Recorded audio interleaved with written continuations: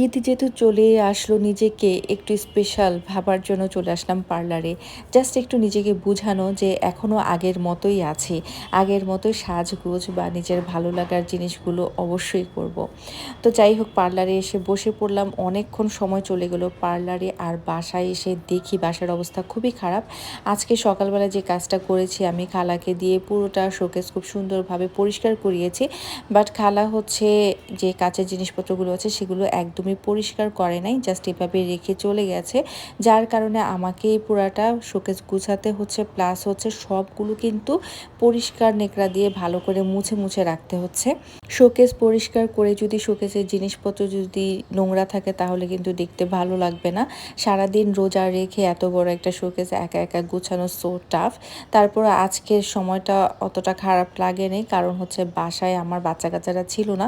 তো আমার এক ছেলে এক মেয়ে, মাশাল্লাহ তারা চলে গেছে তাদের বাবার সাথে। যার কারণে আমি একটু শান্তিমতো কাজ করতে পারছি। না হয় আমার মেয়ের জন্য তো আমি কোনো কাজই করতে পারতাম না। তো আগে হচ্ছে যেটা হতো, মানে বিয়ের আগে সাজগোজ শপিং নিয়ে ব্যস্ত থাকতাম, আর এখন ঘর সাজানোতে ব্যস্ত। তবে এবার যেহেতু আমি আমার বাবার বাড়িতে ঈদ করব, যার কারণে এবার আর তেমন কোনো প্যারা নেই।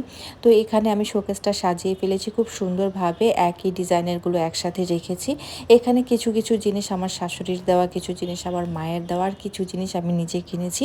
পরবর্তীতে দেখা যাবে আরও অনেক কিছু কেনা হবে, যার কারণে এখন তেমন কিছুই কিনছি না। আর কিছু কাচের জিনিস আমার ভেঙেও গিয়েছে। যাই হোক, আমি শাওয়ার নিতে চলে যাচ্ছি। ইনশাল্লাহ পরবর্তীতে আরেকটা ভিডিও দিব। আল্লাহ হাফেজ।